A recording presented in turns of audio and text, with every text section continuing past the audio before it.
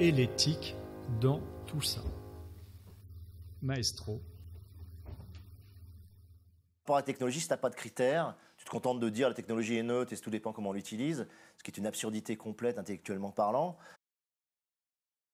I am concerned about certain directions that AI could take that would be not good for the future. Le 26 mars 2019, suite à un mouvement collectif d'indignation, Google dissout son conseil d'éthique de l'IA, une semaine à peine après sa mise en place. Pourtant, les enjeux sur la protection des données, la neutralité et la transparence des algorithmes d'intelligence artificielle posent d'importants défis éthiques. Et l'éthique dans tout ça. Christine Balaguer, pour démarrer. Alors je vais démarrer par qu'est-ce que ça veut dire quand même l'éthique, parce que l'éthique on en parle beaucoup, mais finalement, alors je ne suis pas philosophe et donc je ne vais pas évidemment faire un cours d'éthique, mais quand même l'éthique ce sont des valeurs que l'on peut partager dans certaines sociétés qui existent depuis des siècles et des siècles. Simondon, Hannah Arendt ont beaucoup écrit sur les questions de responsabilité et d'éthique des technologies. Donc, ça n'est pas un sujet nouveau du tout. Voilà, il y a beaucoup de textes, beaucoup de littérature sur ces questions. Alors aujourd'hui, il y a plusieurs manières de voir l'éthique. Il y a ce que j'appelle le mainstream, qui est dans le rapport européen du High Level Group d'intelligence artificielle, qui est dans un certain nombre de travaux et de travaux aussi académiques, qui est de dire que l'éthique repose sur 4 valeurs principales qui sont défendues dans nos sociétés, en particulier européennes, mais qui ne sont pas du tout défendues dans de nombreuses sociétés dans le monde. Donc ces 4 principes sont les suivants. Il y a un principe qui est macro, qui est le principe de justice. On considère dans nos sociétés qu'on doit traiter les individus de manière juste. Évidemment, lorsqu'on regarde les questions d'intelligence artificielle par rapport à la question de cette justice, il y a plein d'applications qui vont à l'encontre de ce principe d'équité et de justice, ne serait-ce que les systèmes de recommandation, ne serait-ce que l'intelligence artificielle dans la justice avec les faux positifs et les faux négatifs, etc. Deuxième, donc ensuite ça c'est le principe macro, et puis ensuite il y a 3 principes micro qui donc sont issus de ce grand principe général de justice. Le premier c'est l'autonomie, donc j'en parlais tout à l'heure, c'est la question du respect de la vie de l'individu. Respect de la vie privée, donc encore une fois, ce grand principe éthique est au cœur du RGPD, et donc d'un texte de loi. Donc comment on peut faire pour respecter l'individu dans sa vie privée et respecter son autonomie? Encore une fois, tous les phénomènes des bulles filtrantes, les fake news, etc., dont on a parlé, attaquent très clairement ce principe-là. Deuxième principe micro, c'est le principe de bienfaisance. Alors là, on peut tous se la poser, c'est-à-dire est-ce que lorsqu'on développe des systèmes d'intelligence artificielle, on crée réellement de la valeur ajoutée? Vous voyez, là, je regardais mon téléphone tout à l'heure, il y avait un tweet d'un média que je ne citerai pas, mais il y avait quelqu'un qui présentait dans ce média des semelles artificielles, non, des chaussures, intelligentes, qui lassent automatiquement la chaussure et qui est connectée, évidemment, etc., etc. Alors, je ne vais pas avoir un débat sur les chaussures de ce type, mais voilà, on sait qu'il y a de tout quand même dans les technologies. À côté de ça, il y a le séquençage du génome, donc il y a quand même des choses très différentes. Donc, la question qu'on doit se poser, c'est quand on est en charge de développer de l'intelligence artificielle, est-ce qu'on réfléchit à ce principe de bienfaisance, c'est-à-dire est-ce qu'on apporte de la réelle valeur ajoutée, non pas au sens marketing, mais au sens vraiment valeur. Alors, la définition de la valeur, là aussi, c'est toute une littérature. Mais ce n'est pas suffisant, parce qu'on peut apporter de la valeur ajoutée. On peut apporter vraiment quelque chose qui est très positif, mais on doit aussi s'assurer, c'est le dernier principe micro, qu'on n'est pas malfaisant. Donc ça, c'est le principe de non-malfaisance. Et donc, par exemple, aujourd'hui, dans le domaine de la santé, si vous regardez comment sont accrédités certains dispositifs par la Haute Autorité de Santé, on est obligé de prouver effectivement que ça a un effet positif. Mais pour l'instant, dans tout ça, on ne mesure pas cet effet potentiellement malfaisant. Et on sait bien, on l'a évoqué tout ce matin, qu'il peut y avoir, au niveau individuel, au niveau collectif, au niveau de nos sociétés, évidemment, une intelligence artificielle qui peut être malveillante. Donc ça, c'était évidemment un premier prisme de la question de l'éthique. Juste, je dirais que nos réflexions dans la chaire que je viens de lancer, qui s'appelle Good in Tech, donc c'est vraiment le sujet, Good in Tech, c'est pas Tech for Good, c'est pas ça qui est intéressant aujourd'hui, c'est pas Tech pour le bien de l'humanité, etc. Bien sûr que ça c'est important, mais la question qui nous préoccupe aujourd'hui, c'est comment on peut mettre le good dans la tech. Et donc cette question de Good in Tech, qui est le sujet que nous on adresse aujourd'hui, c'est comment à l'intérieur même de la technologie, on peut intégrer, alors des questions éthiques qui parfois paraissent loin, mais non, ça peut être très très concret. Il faut que dans la technologie aujourd'hui, eh bien, on intègre des garanties qu'il n'y ait pas d'effet négatif.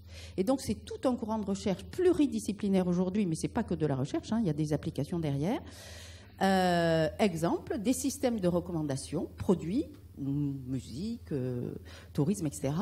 Des systèmes de recommandation dont on est sûr qu'il y a équité, justice, équité entre hommes et femmes, ou équité entre certains types de populations. Donc la question de la fairness. Aujourd'hui, moi j'ai présenté des papiers de recherche où on sait comment faire pour introduire, avoir une garantie que ces systèmes de recommandation sur des sous-populations qu'on veut étudier, ça peut être les blancs, les noirs, etc., respectent le principe éthique. Deuxième question aussi, qui est un vrai sujet aujourd'hui, sur lequel il y a beaucoup de travaux, c'est la question de l'opacité des systèmes. Plus c'est opaque, plus on ne sait pas ce qui se passe, plus ça crée des inégalités entre les individus en termes d'information et probablement de traitement. Et donc la question de rendre ces systèmes plus transparents est vraiment majeure. Alors ce n'est pas donner le code, évidemment, il y a une propriété industrielle et commerciale derrière. La question c'est comment on fait pour rendre plus explicable, plus interprétable, y compris en B2B, ces systèmes d'intelligence artificielle. Moi j'ai un doctorant aujourd'hui, qui a un profil particulier. C'est un NSAE qui a fait 3 ans de data science chez Thales, qui a fait un master de philo sur l'interprétabilité des algorithmes et qui fait une thèse avec moi. Donc vous voyez, c'est des doubles profils qui sont intéressants aujourd'hui. Et donc, on travaille sur ces questions de comment on va rendre des algorithmes explicables. Ça veut dire qu'on va expliquer aux gens comment ça marche, mais il faut l'expliquer de manière à ce qu'ils le comprennent. Donc ça aussi, c'est tout un champ, la question de l'explicabilité. Et puis aussi, la question des garanties concernant les données, ça a été dit précédemment. Un algorithme dont les données sont biaisées a des résultats biaisés, on le sait. Donc il y a tout un contrôle, et c'est bien documenté aujourd'hui, sur la question des données. Et enfin, les questions de discrimination. On sait aujourd'hui, ça a été prouvé, j'ai une collègue qui a montré ça dans le domaine de l'emploi. Il y a des algorithmes qui sont créés dans le domaine de l'emploi qui discriminent les hommes et les femmes. Là, on est tout simplement dans l'illégalité en France, puisqu'on sait que dans ce domaine-là, il est illégal de discriminer les hommes et les femmes. Et donc, là aussi, ce sont des garanties dans la technologie elle-même que l'on va mettre dans le programme qui permettent d'éviter ces types de biais, d'effets négatifs, et donc de rendre la technologie plus éthique. Et si j'ai 1 minute ou 30 secondes, il y a un deuxième axe sur lequel on travaille et qui me semble vraiment très important. C'est comment on fait pour que les entreprises s'approprient, parce que c'est bien de parler de l'éthique, mais c'est un sujet dont on parle partout. L'Université de Montréal a fait la déclaration de Montréal en 2018. J'étais ce jour-là, toutes les entreprises se sont emparées de ça en disant oui, nous on développe des assistants vocaux éthiques, etc., etc. Donc il y a beaucoup de communication, mais il faut pas. Enfin, bien sûr, c'est important de communiquer, mais il faut faire beaucoup plus que communiquer. Et là, il y en a beaucoup moins d'acteurs qui font vraiment des technologies dans ce sens-là. Et donc, nous avons abordé un deuxième axe de réflexion qui me semble très intéressant, mais qui est ouvert, c'est la question de la responsabilité sociale des entreprises. Toutes les boîtes ont une RSE. Et il est paradoxal aujourd'hui que, alors que le numérique et l'IA se développent partout, dans tous les secteurs économiques et dans toutes les industries, aucun quasiment critère, sauf exception, mais très rare, aucun indicateur de RSE ne porte sur ces questions de numérique, d'intelligence artificielle et des impacts potentiels. Et donc, ce sur quoi on est en train de travailler, c'est comment on peut identifier des indicateurs d'effet de l'intelligence artificielle qui seront au sein de la RSE et qui vont permettre aux organisations de petit à petit évoluer par rapport à ça. Et n'oublions pas un critère, je termine par là, qu'on n'a pas du tout cité ce matin, qui est l'impact carbone des algorithmes et de l'intelligence artificielle, qui est aussi important. Merci beaucoup. Jacques Prince, pour continuer, que dit la chaire éthique et transhumanisme ? Oui, alors je te remercie là, de mentionner cette chaire là, parce que c'est une chaire qui a été créée à l'Université catholique de Lille là, il y a 3 ans maintenant, qui regarde donc les problèmes d'éthique, de technologie et de transhumanisme, quoi. Parce que derrière tout ce dont on parle là, il y a en fait des problèmes technologiques considérables. Et si on veut éviter de raconter des grosses bêtises, faut quand même un petit peu s'intéresser à la technologie, ce qu'elle est capable de faire, ce qu'elle n'est pas encore capable de faire, et ce qu'elle ne saura peut-être jamais faire, quoi. Donc il faut bien intégrer ce substrat technologique dans les réflexions sur l'éthique. Et, alors je crois que ça a été plusieurs fois soulevé ce matin, là, c'est que quand on parle de gouvernance des algorithmes, les algorithmes, ça pousse pas comme les champignons, ça se trouve pas sous les arbres. C'est des programmeurs, c'est des concepteurs qui les font, c'est des maîtres d'ouvrage qui travaillent au service d'une communauté d'usagers pour les fabriquer. Et évidemment, si ces gens-là font n'importe quoi, ça va nous faire des systèmes comme par exemple celui dont vous avez entendu parler là, il y a 2-3 ans, qui s'appelait Louvois, le système de paye du ministère de la Défense, qui a été un fiasco technologique total, qui a coûté plusieurs centaines de millions d'euros. Et pour la petite histoire, les programmes de paye sont les programmes les plus anciens de l'histoire de l'informatique. C'est les premiers programmes qu'on a fait dès les années 50, enfin dès qu'on est sorti du monde de la défense, puisque l'informatique est née dans le monde de la défense aux États-Unis dans les années 40-50, quoi. Donc il faut bien intégrer tout ça. Et on a de nombreux exemples de systèmes qui violent, je dirais, des règles, je dirais, morales, éthiques absolument élémentaires. Et ça choque personne. Je vais vous en citer un là, qui est en général encensé par beaucoup de monde, qui est les systèmes qu'on appelle les transactions haute fréquence. Donc les transactions haute fréquence qui sont utilisées par les financiers et les banques, c'est des systèmes qui sont capables donc d'échanger des actions à la milliseconde, pas à la nanoseconde. Moi, ça m'est arrivé dans des conférences d'entendre des gens parler de transactions à la nanoseconde. Alors, juste pour vous donner une idée, en une nanoseconde, la lumière, elle parcourt 30 cm. Hein. Donc, si vous faites du nanoseconde entre la City de Londres et Wall Street à New York, vous voyez bien qu'on vous raconte absolument n'importe quoi. Donc, les transactions haute fréquence, à la milliseconde, c'est basé sur le fait que l'économie, son tempo, c'est la milliseconde. Donc, vous savez très bien que l'économie, elle ne fonctionne pas à la milliseconde. Donc, ces systèmes de transactions haute fréquence, ils ont un tout autre objectif que celui de favoriser l'économie. Donc, en fait, c'est pour spéculer, c'est pour mentir, c'est pour abuser d'autres systèmes informatiques, d'ailleurs. Donc, on voit bien que si tout ça n'est pas régulé convenablement, on peut éventuellement évoluer vers une société tout à fait, je dirais, déplorable, sur des critères culturels d'ailleurs, parce qu'il y a des choses qui sont acceptables pour les Chinois. Par exemple, les Chinois, c'est une société confucéenne, très organisée, très ordonnée, ils ont horreur du désordre. Nous, en France, il n'y a qu'à voir avec les Gilets jaunes, ils ont quand même été encensés par plus de la moitié de la population, au moins pendant les premiers mois, quoi. Donc, quand ils ont commencé à tout casser, là, ça a un peu changé. Donc tous ces problèmes sont extrêmement délicats et il faut, je dirais, s'intéresser de très près à la façon dont sont formés les programmeurs. Hein, les programmeurs, c'est un métier de raisonnement, c'est un peu mathématique.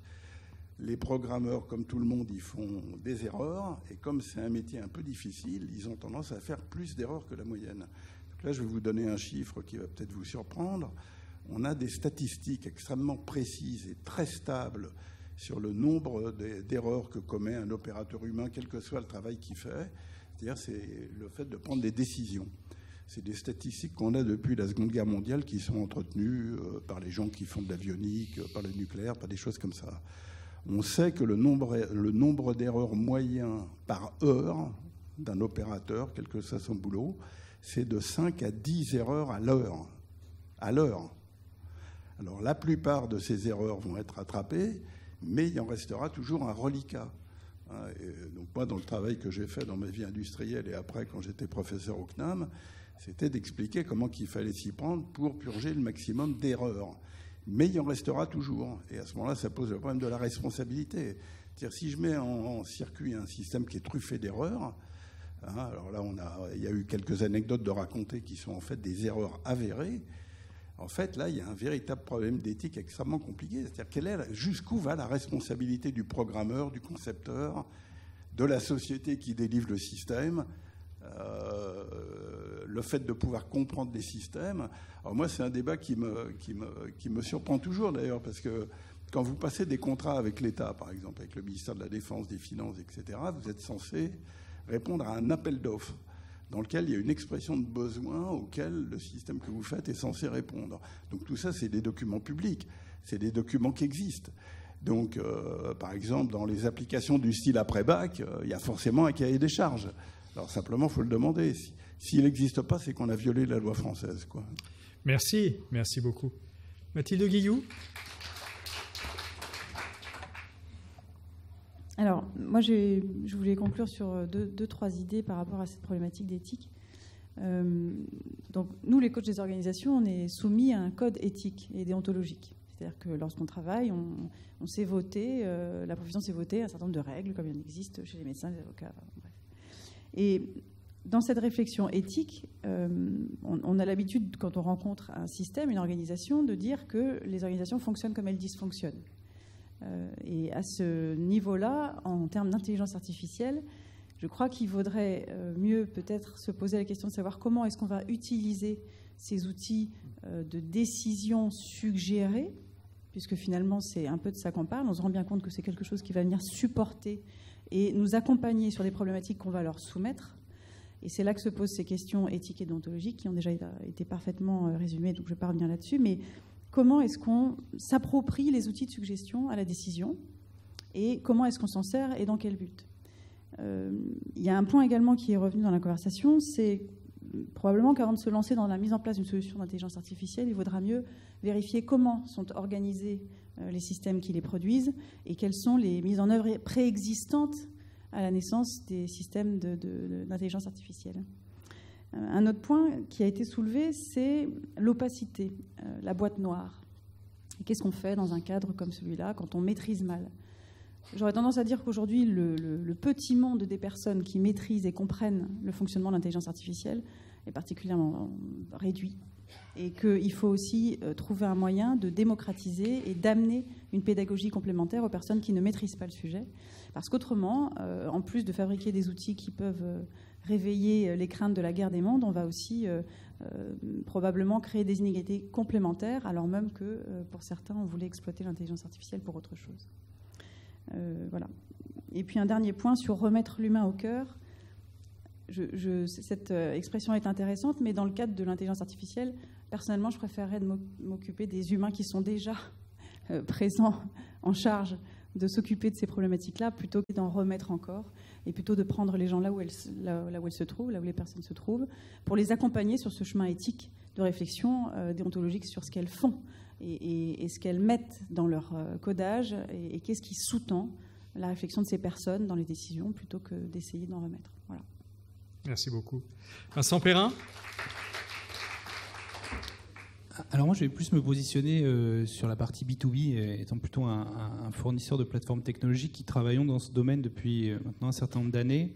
Ce qu'on a très tôt souhaité, c'est effectivement dans cette un peu de démarche de RSE, de faire prendre conscience aux organisations que ces technologies sont extrêmement pertinentes, extrêmement performantes, mais elles sont de plus en plus impactées dans des enjeux à décision élevée. Alors on pourra, c'est pas mon domaine, mais on pourra parler de la justice, ce qui a été fait en Estonie.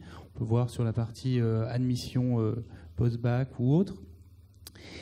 Et effectivement, derrière, il y a un certain nombre de choses qui doivent être validées dans la Commission européenne, et je pense qu'on peut la saluer pour une fois.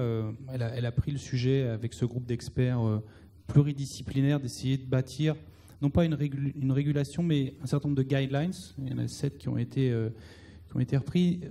IBM, en tant que société et participante à ce comité, a souhaité outiller en fait, les organisations sur 3, qui moi me paraissent importantes. Alors, on avait un peu évoqué tout à l'heure la notion de biais ou de fairness. En fait, des chercheurs ont analysé, il y a plus de 180 biais cognitifs. Et alors, il y a des biais conscients, mais il y a énormément de biais non conscients. Quand vous regardez un jeu de données, effectivement, la discrimination du genre, c'est une des premières choses qu'on va aller essayer de valider. Le New York Times avait produit il y a quelques années un article. Alors, aux États-Unis, on n'a pas le droit de discriminer sur l'ethnie, qui est une information qu'ils collectent, qui n'est pas notre cas.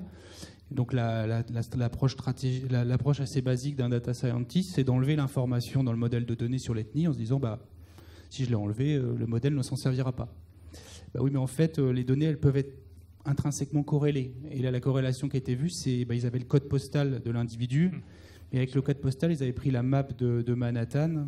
Avec cette information, vous décorrélez statistiquement, vous corrélez statistiquement l'ethnie avec cette information-là.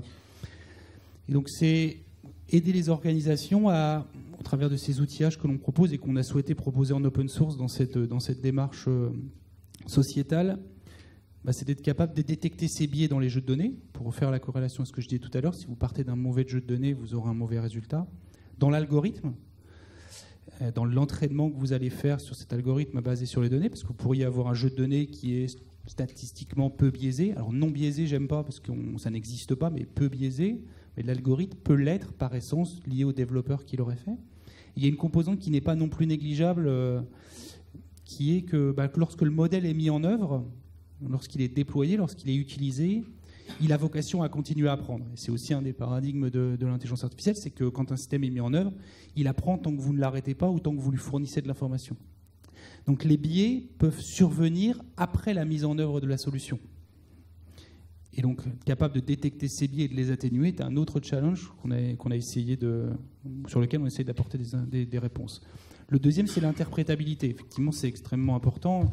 L'histoire, alors, elle n'est pas de moi, mais elle est souvent dite sur le prêt bancaire. Si vous allez voir votre banquier, vous avez trouvé la maison de vos rêves, vous allez vouloir l'acheter, il vous demande un certain nombre d'informations sur votre profil. Et s'il vous répond, désolé, le prêt est refusé, la première question que vous allez poser, c'est pourquoi. S'il vous répond juste, l'algorithme a dit à 70% que vous n'allez pas me rembourser le prêt, ça va peut-être pas forcément vous suffire. GDPR est aussi un incitateur à devoir fournir, il y a l'article, je ne sais plus si c'est le 13 ou le 22, qui explique qu'il faut fournir, lorsqu'un algorithme utilise des données liées à un individu, une réponse humainement compréhensible. Alors, on peut jouer sur le terme, ce que veut dire humainement compréhensible, mais en tout cas, c'est pas juste de lui dire on vous l'a refusé parce qu'on sait que vous allez. C'est pourquoi on vous l'a refusé. Et je travaille avec un certain nombre de fintech qui l'utilisent comme un argument marketing. De dire je peux commencer à amener un degré de compréhension un peu plus significatif pour orienter le client. De pourquoi je vous refuse le prêt aujourd'hui et comment je vais vous aider demain à vous l'accepter. Et ça, c'est un élément important. C'est pas juste de dire au revoir monsieur, je vous ai donné la bonne information parce que GDPR m'a demandé de vous la fournir. Et le dernier qui n'avait pas été cité là, c'est toute la notion de sécurité. Alors la Commission européenne parle de robustesse des systèmes d'intelligence artificielle. La grosse faiblesse du deep learning ou des réseaux de neurones artificiels, c'est qu'on les entraîne, mais en fait aujourd'hui personne au monde n'est capable de comprendre et de disséquer comment il s'est entraîné, quelle information il a extraite. Et globalement, si on prend le cas de la reconnaissance visuelle qui a été cité plusieurs fois, on pourrait faire une petite recherche sur Internet. Il y a des chercheurs qui sont amusés à entraîner un modèle assez simple sur de la classification binaire pour reconnaître un husky d'un loup. Et le modèle était très performant. À plus de 98%, il détectait ça. Et sur une des photos, tous les humains étaient sûrs que c'était un chien et la machine disait que c'était un loup. Donc ils ont passé ces algorithmes d'interprétabilité et ils se sont aperçus en fait la machine utilisait non pas l'image ou la tête du chien, mais le fond. Parce qu'effectivement, les fonds blancs qui correspondaient à de la neige, il y avait plus fréquemment des loups. Et les chiens, c'était plutôt sur un sol de type terreux ou herbeux. Et de là, ils ont continué leur approche et ils se sont aperçus qu'en modifiant un pixel dans une image, ça pouvait modifier le résultat du modèle. Et il y a, vous pouvez le trouver sur Internet, une petite vidéo que vous auriez pu passer avec une tortue. En fait, la tortue, de base, est reconnue comme une tortue. Ils ont fait une légère modification sur la carapace de la tortue, imperceptible à l'œil nu, et en fait, c'est reconnu comme une arme à feu. Alors, dans le sens là, vous allez me dire, bon, c'est pas très grave. Ouais, mais imaginez dans l'autre sens. Une arme à feu reconnue comme une tortue, elle pourrait passer un peu plus facilement les contrôles de sécurité, ce qui serait un peu pénalisant. Donc, il y a toute la panoplie de chercheurs, dans un monde qui est encore en devenir en termes de compréhension de l'outil mathématique, qui essayent de, entre guillemets, d'attaquer, donc d'être capable de voir quelle est la robustesse de votre système et être capable d'amener des niveaux de défense sur celui-ci pour être sûr que quand on est dans une décision à enjeu important pour l'humain, on soit sûr, et on revient sur la notion de responsabilité ou d'accountabilité du modèle, que mon modèle est confiant. Et un dernier point, si tu me le permets. Avec grand plaisir. Je dois beaucoup parler ce matin. Et mes souhaits m'intéressent. C'est au-delà de l'éthique, c'est la notion de morale. Le MIT a fait une étude qui était assez intéressante, qui était connue avant, qui était le test du tramway. Qui était, j'ai un tramway qui arrive, il peut changer de voie au dernier moment, mais soit il se prend le mur, soit il se prend un humain. Ça, c'est une question que vous pourriez tous vous poser. Et en fait, ils se sont posé la question, non pas juste sur ce cas d'usage, mais ils l'ont posé à toute la planète, pour s'apercevoir comment les gens, culturellement, répondraient à ça. Ils prenaient l'élection de la voiture. Et ce qu'on s'aperçoit, c'est que la culture n'est pas la même dans chaque pays, bien entendu, mais surtout, on ne sauve pas la même personne dans chaque pays. L'Asie, ayant un respect de l'ancienneté, a plus vocation à sauver la personne qui est âgée que le jeune. En France, c'est un peu différent. D'ailleurs, c'est étonnant, la France est un pays qui a été cité comme étant extrêmement spécifique dans ses réponses, et à la différence des autres, dans ce qu'il sauve.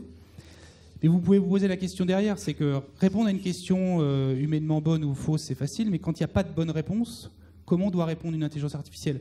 Est-ce que demain, quand vous allez acheter, si ça arrive, je ne suis pas sûr que ça arrive tout de suite, une voiture autonome, vous allez voir le concessionnaire en disant vous l'avez entraîné comment ? Vous me tuez ou vous tuez la personne qui est de l'autre côté de la rue ?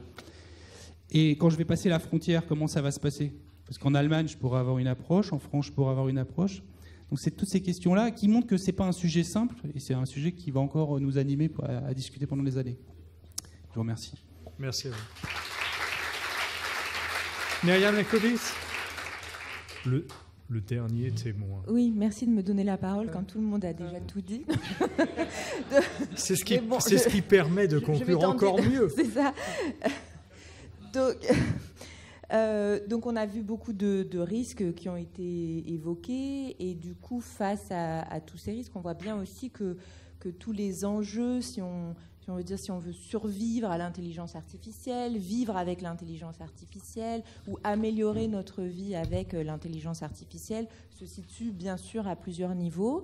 Mais du coup, il y a une bonne transition avec ce qui vient d'être dit, parce que je suis aussi enseignante, et je fais de la recherche, mais je suis aussi enseignante.